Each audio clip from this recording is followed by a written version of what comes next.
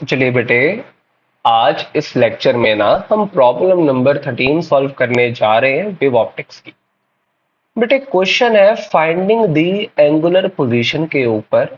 देखिए यहाँ पे एक ऑब्लिक इंसिडेंस हो रहा है जैसे कि आप देख पा रहे हो, और ये जो रेज है, ये जो वेव्स है ना, ये वेव्स बेटे पॉइंट पी के ऊपर ना इंटरफेयर कर रही हैं, और पूछा गया लेट अस से पॉइंट पी पे कंस्ट्रक्टिव इंटरफेरेंस हो रहा है।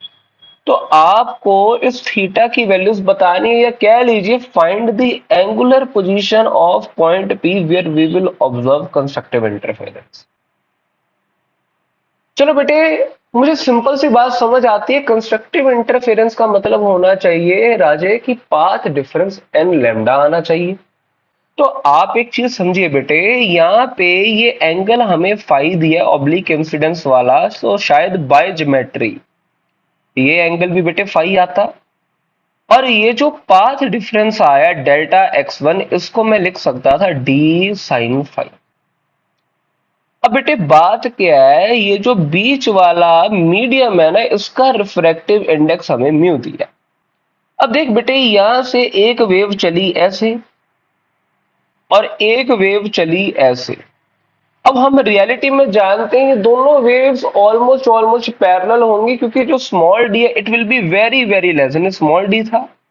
It will be very very lesser than this capital T. तो समझ रहा है ना इस बात को बेटे। और अगर ये बात दुरुस्त है ना बेटे, मैं यहाँ पे एक परपेंडिकुलर ड्रॉ करने जा रहा हूं। अगर ये एंगल थीटा होगा तो ये भी थीटा होगा, तो ये भी शायद थीटा आना चाहिए। तो ये जो पाथ डिफरेंस आ गया डेल्टा x2, मैं डेल्टा x2 की वैल्यू बेटे लिख रहा हूं यहाँ पे d times sine theta. I hope it is clear बेटे। अब बेटे एक चीज समझ,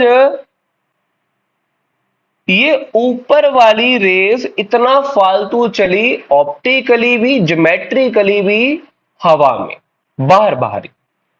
और ये जो नीचे वाली वेव है ये इतना फालतू चली मीडियम में।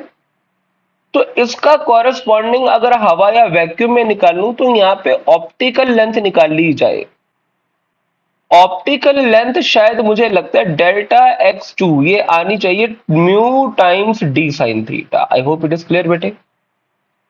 अब अगली चीज है, आप समझना, ये वाली बाहर से ज्यादा चली, ये वाली अंदर से ज्यादा चली।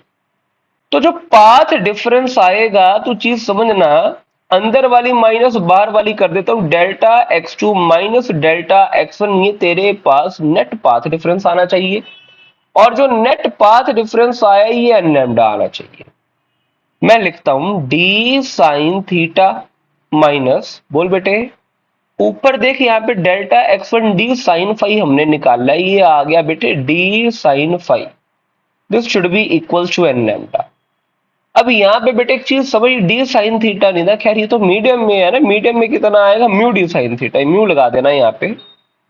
तो बेटे यहाँ पे आप देखना जो साइन थीटा आपके पास आया ये आ गया N lambda plus D sine five divided by mu T. अब बेटे यहाँ जो थीटा आया ये वही पोजीशंस आ गई, एंगुलर पोजीशंस आ गई, शायद ये आ गई N lambda D sine five divided by mu T. I hope बेटे आप सभी को एक क्वेश्चन समझ आया है। अगर इसमें बेटे आपको कोई भी डाउट है तो प्लीज नीचे दे कमेंट सेक्शन में जरूर बताइए।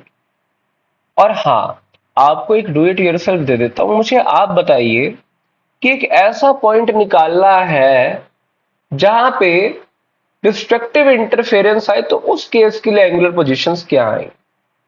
तो चलिए अगले लेक्चर में मिलते हैं। Thanks for watching.